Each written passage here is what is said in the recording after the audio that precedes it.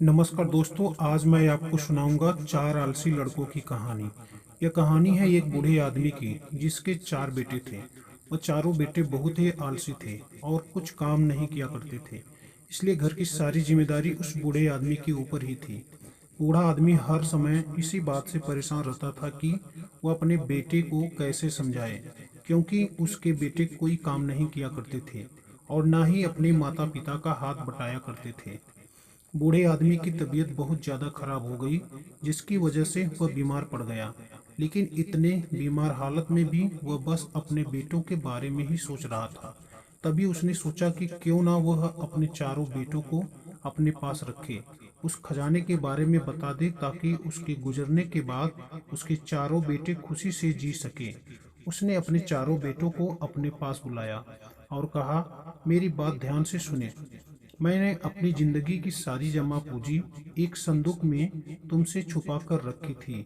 वो इसलिए कि तुम मेरे पैसों से नहीं, बल्कि अपने दम पर कुछ कर सको और काबिल बन सको।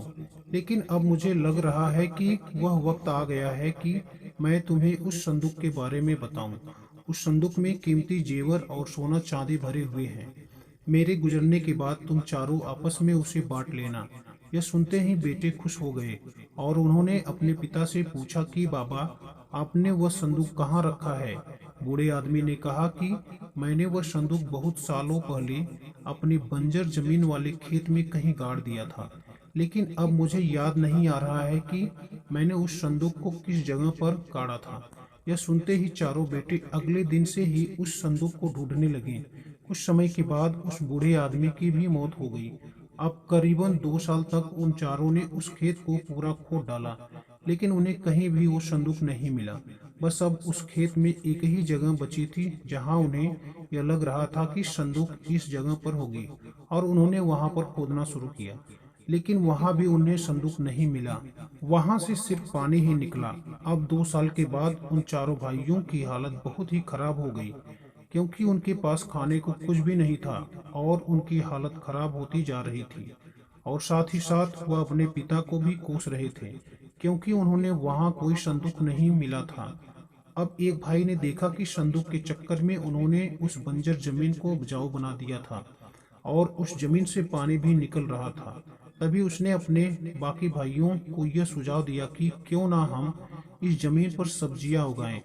इससे हमारी हालत बेहतर हो जाएगी और हम खुद के खाने का इंतजाम कर सकेंगे।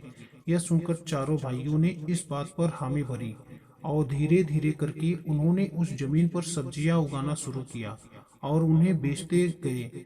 अगले 5 सालों में वह चारों भाई उस गांव के सबसे अमीर आदमी बन गए। और तब उन्हें अपने पिता की बात याद आई और वह समझ गए कि उन्होंने हमसे उस संदूक वाली झूठ बात को कही थी, ताकि हम सब आलस को छोड़कर मेहनत करने लगें। और आज उस जमीन की वजह से उनके पास जितनी संपत्ति हो गई थी, वह किसी खजाने से कम नहीं थी। तो दोस्तों, इस कहानी से हमें यह सीख मिलती है कि मेहनत ही सबसे बड़ा खजाना है। आलसी इंसान हमेशा दूसरों पर निर्भर रहता है और अपनी किस्मत के सहारे बैठा रहता है, लेकिन जो मेहनत करता है वही सच में सफल होता है। बूढ़े आदमी ने अपने बेटों को एक झूठी कहानी सुनाकर उन्हें काम करने पर मजबूर किया, जिससे उन्होंने बिना सोचे समझे एक बंजर जमीन को उपजाऊ बना दिया। आखिरकार उनकी मेहनत रंग लाई और वही जमीन उनकी जिंदगी का असली खजाना बन गई। यह कहानी यह भी सिखाती है कि धन दौलत से ज्यादा जरूरी मेहनत करने की आदत है।